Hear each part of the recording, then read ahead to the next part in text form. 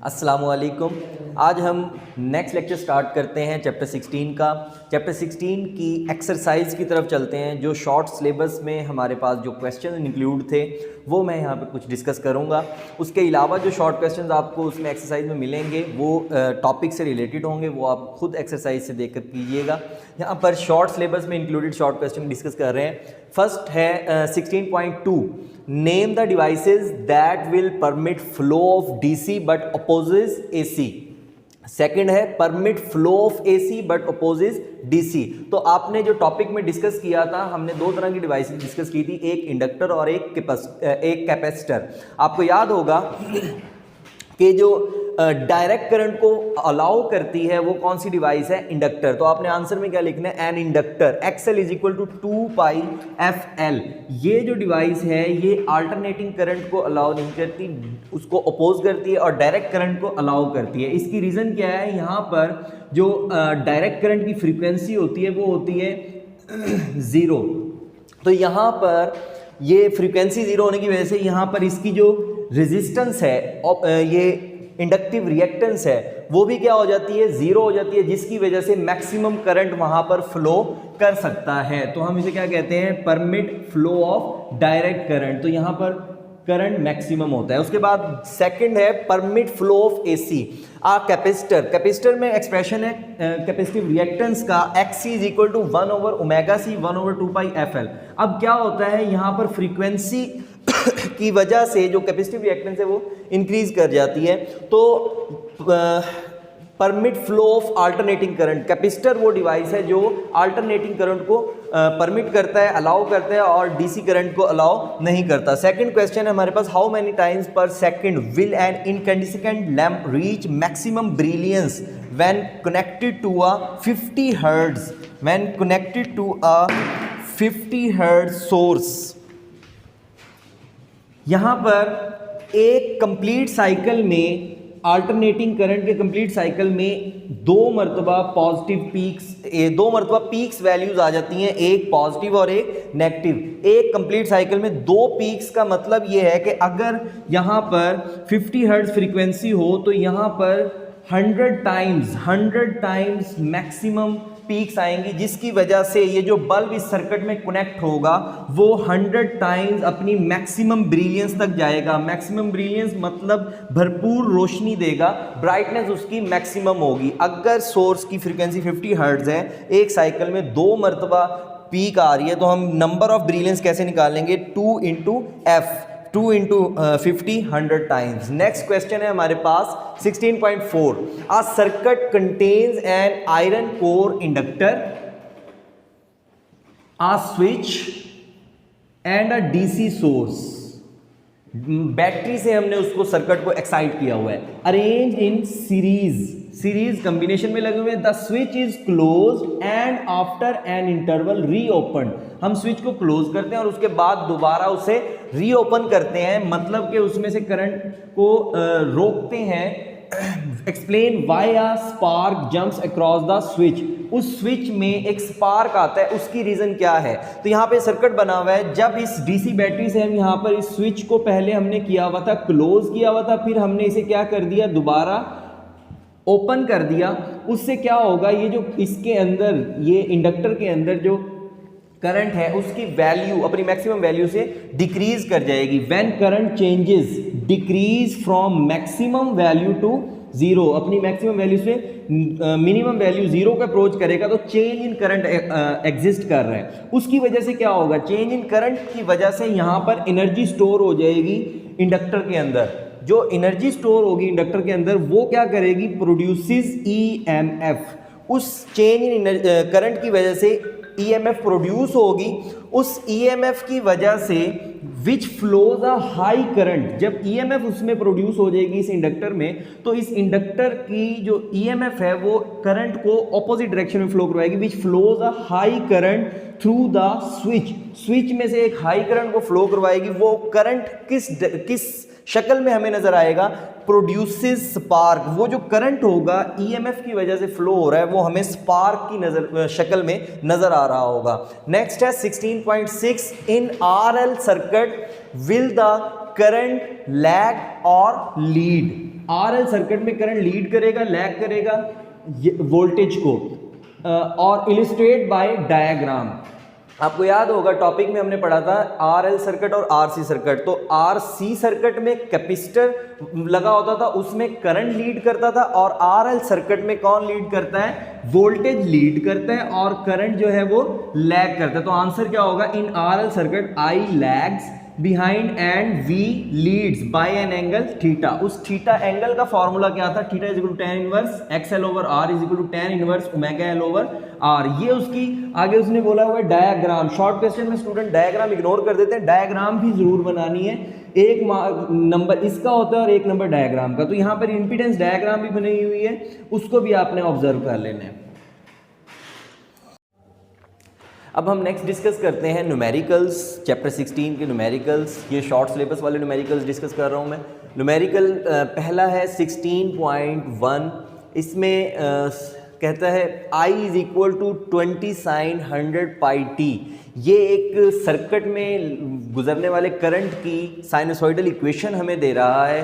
उसमें सर्किट की इक्वेशन दी हुई है और वो कैलकुलेट करने को कह रहा है कि हमने आई कैलकुलेट करके देना है। उस सर्किट में जो करंट गुजर रहा है उसकी फ्रीक्वेंसी कैलकुलेट करके देनी है, और उस करंट की जो करंट गुजर रहा है उसकी IRMS वैल्यू कैलकुलेट करके देनी है।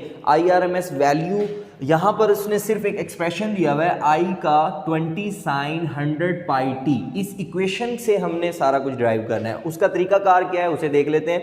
Solution, we know that I is equal to I naught sine 2 pi F T. ये जनरल इक्वेशन है जो हम टॉपिक में डिस्कस करके आ चुके हैं। यहाँ पर ये इक्वेशन, इसे आप सेकंड इक्वेशन का नाम दे दें। जो गिवन डाटा में इक्वेशन है, आपका क्वेश्चन में जो इक्वेशन है उसे आप 1 का नाम दे दें।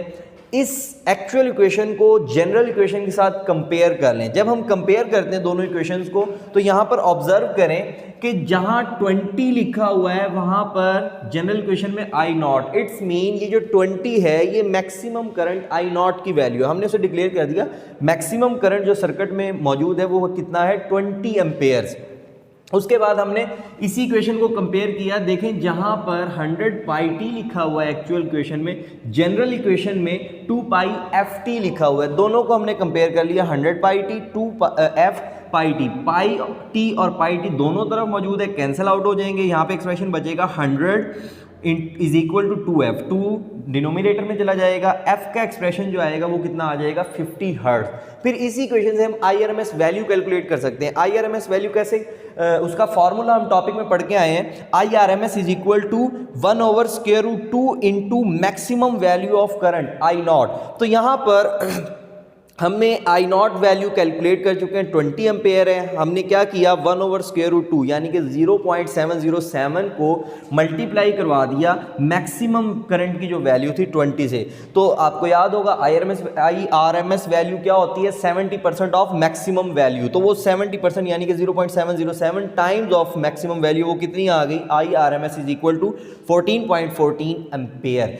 ये IRMS की वैल्यू कैलकुलेट हो जाएगी। यही इस न्यूमेरिकल की रिक्वायरमेंट्स थी। नेक्स्ट न्यूमेरिकल की तरफ चलते हैं। 16.2 कहता है एक सर्किट है जिसके अंदर मैक्सिमम करंट 15 एम्पेयर दौड़ रहा है, और उस सर्किट में हमने करंट की IRMS वैल्यू कैलकुलेट करनी है, और वहाँ पे I की वैल्यू कैलकुलेट करनी है, फ्रीक्वेंसी F कैलकुलेट करनी है, और टाइम वहाँ पर जो दिया हुआ है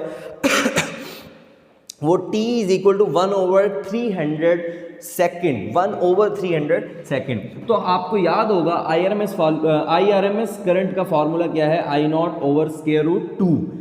वो 15 उसने मैक्सिमम करंट की वैल्यू दी हुई है, हमने I नॉट की जगह 15 पुट किया, और 1/√, यहाँ पर स्क्वायर रूट की वैल्यू क्या आती है? 2 स्क्वायर रूट की वैल्यू आती है 1.41। ये 15 डिवाइड बाय 1.41, ये वैल्यू आ जाएगी आपके पास IRMS वैल्यू, करंट की RMS root mean square value आ जाएगी 10.6 एम्पेयर। उसके बाद जो मज़ीद यहाँ पर चीज़ें मालूम करने के लिए हमें कहा गया है, उसके लिए हम क्या करेंगे? हमने यहाँ पे कैलकुलेट करनी है करंट की वैल्यू। ये RMS वैल्यू थी, ये क्या थी? ये करंट की इंस्टेंटेनियस वैल्यू हमने अगर कैलकुलेट करनी हो तो वो किस तरीके से कैलकुलेट करेंगे। उसके लिए हमारे पास एक जनरल एक्सप्रेशन है I is equal to I naught sine 2 pi F T, जो आपको टॉपिक में हमने पढ़ा था कि इंस्टेंटेनियस करंट का एक्सप्रेशन क्या होता है, वही एक्सप्रेशन यूज़ किया हुआ है। I is equal to I naught sine 2 pi F T, 15 sine 2 pi F T, 2 into pi into यहाँ पर फ्रीक्वेंसी f 50 हर्ट्ज पुट की है हमने, और फिर टाइम t की जगह हमने क्या पुट कर दिया 1/300 सेकेंड पुट कर दिया।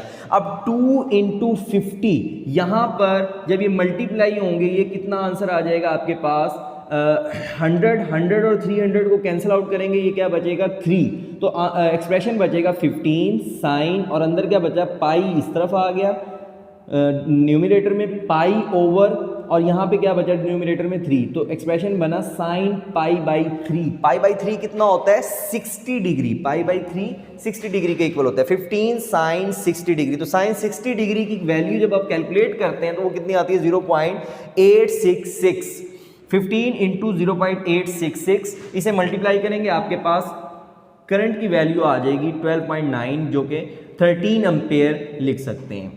उसके बाद नेक्स्ट न्यूमेरिकल देखते हैं। कहता है एक सर्किट है, इंडक्टिव सर्किट है, जिसके अंदर एक इंडक्टर लगा हुआ है जिसकी जो इंडक्टेंस है वो है 3/पाई इंटू 3/पाई हेनरी। ये H क्या है, इसका यूनिट हेनरी। और उस सर्किट में एक रेजिस्टर लगा हुआ है 40 ओम का रेजिस्टर भी वहां पर लगा हुआ है। हमने उस सर्किट में दौड़ने वाली मैक्सिमम करंट की वैल्यू कैलकुलेट करनी है। उस सर्किट में गुजरने वाले करंट की maximum value I not calculate करनी है, और हमने उस सर्किट में करंट की आरएमएस वैल्यू कैलकुलेट करनी है, और उसके साथ ही फेज डिफरेंस थीटा भी कैलकुलेट करना है, और साथ उसने वोल्टेज की वैल्यू दी हुई है उस सर्किट में जिसमें एक इंडक्टर और रेजिस्टर लगा हुआ था। उस सर्किट में जो वोल्टेज गुजर रही है उस वोल्टेज का उसने एक्सप्रेशन दिया हुआ है V is equal to 350 sine 100 pi T. हम इस इक्वेशन को, जो गिवन डाटा में वोल्टेज है, हम इस इक्वेशन को 1 का नाम दे देते हैं। उसके बाद वही तरीकाकार कि हमने इसी एक्सप्रेशन में से कुछ वैल्यूज़ को बाहर निकालना है। हम क्या करेंगे, जनरल एक्सप्रेशन जो वोल्टेज, साइनोसॉइडल वोल्टेज का जो जनरल एक्सप्रेशन है V is equal to V naught sine 2 pi F T, उस एक्सप्रेशन के साथ कंपेयर कर लेंगे अपना जो सर्किट में एक्चुअल कोई प्रैक्टिकल केस में जो इक्वेशन दी हुई है उसके साथ। क्या होगा, यहाँ पर ऑब्जर्व करें, ऑन कंपेयरिंग जहाँ पे लिखा हुआ है 350 जनरल इक्वेशन में, वहाँ पर V नॉट होता है। इट्स मीन ये जो वैल्यू है 350 ये किसकी है, मैक्सिमम वोल्टेज की वैल्यू। तो V नॉट हमारे पास क्या आ गया 350 वोल्ट। उसके साथ फिर हम 100 पाई टी को कंपेयर करेंगे 2 पाई एफ टी के साथ। ये दोनों जब हम कंपेयर करेंगे 2 pi F T is equal to 100 pi T और पाई टी दोनों तरफ कैंसिल हो जाएंगे, 2f इज इक्वल टू 100, और फ्रीक्वेंसी किसके इक्वल आ जाएगी 50 हर्ट्ज के इक्वल आ जाएगी। इसके बाद हमने जो कैलकुलेट करना है वो maximum current I not calculate करना है। मैक्सिमम करंट को कैलकुलेट करने का जो तरीकाकार है, यहाँ पे देखें सर्किट में जो हमने डिस्कस किया कि इंडक्टर और रेजिस्टर दोनों लगे हुए हैं, यानी कि यहाँ पे दो कंपोनेंट्स अपोज कर रहे हैं अल्टरनेटिंग करंट को, तो हमें इन दोनों का कंबाइंड इफेक्ट, यानी कि हमें जो करंट कैलकुलेट करना है आई नॉट, वो कैलकुलेट करना है अक्रॉस द इम्पीडेंस, यानी कि दोनों का कंबाइंड इफेक्ट। तो हमारे पास जो मैक्सिमम करंट का एक्सप्रेशन बनेगा वो बनेगा V नॉट ओवर Z। तो यहाँ पर Z हमें मालूम नहीं है, तो Z को कैसे मालूम करेंगे, आपके पास टॉपिक में फॉर्मूला है Z is equal to square root XL square plus R square. आपको याद होगा RL सर्किट में जब हमने टॉपिक डिस्कस किया था RL सर्किट, तो उसमें इम्पीडेंस का फॉर्मूला बनाया था XL square plus R square. यहाँ पर जस्ट वैल्यूज पुट करें, XL उसने कितनी दी हुई है, यहाँ पर हम XL की वैल्यू पुट करेंगे 300 यहाँ, और इस XL की और R की वैल्यू दी हुई है 40। XL की वैल्यू हम यहाँ से कैलकुलेट कर सकते हैं, XL is equal to 2 pi FL के इक्वल होता है 2 इंटू 3.14 50, और यहाँ से L उसने वैल्यू दी हुई है 3 ओवर पाई। यहाँ से हम XL की वैल्यू जब सॉल्व करेंगे तो वो आ जाएगी हमारे पास 300। तो यहाँ पर दोनों की वैल्यू, XL की वैल्यू, इंडक्टिव रिएक्टेंस और R रेजिस्टिव जो रेजिस्टेंस है 40, उसकी वैल्यू सॉल्व करेंगे। Z हमारे पास आ जाएगा 302.65 ओम। तो इस रेजिस्टेंस, इस इम्पीडेंस के अक्रॉस जो करंट गुजर रहा है, इस इम्पीडेंस के अक्रॉस जो मैक्सिमम करंट गुजर रहा है, उसको हम कैलकुलेट करेंगे। I naught is equal to 350 over 302.65, वो किसके इक्वल आ जाएगा?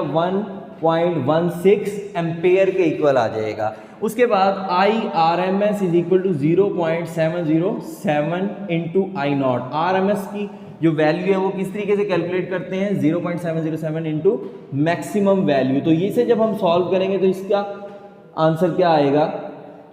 I नॉट की वैल्यू पुट की हमने कितनी? 1.16 और उसकी वैल्यू आ गई 0.82 एम्पेयर। ये RMS root mean square value current की कैलकुलेट हो जाएगी। उसके बाद एंगल, उसने बोला था फेज डिफरेंस भी हमें कैलकुलेट करके देना है। तो फेज डिफरेंस हम कैसे कैलकुलेट करेंगे? Theta is equal to tan inverse XL over R, inductive reactance divide by resistance. tan inverse inductive reactance कितनी आई हमारे पास? 300, और जब हम इसको डिवाइड करेंगे 40 से, ये आंसर आ जाएगा theta is equal to 82.4 degree. ये है न्यूमेरिकल आपका 16.5।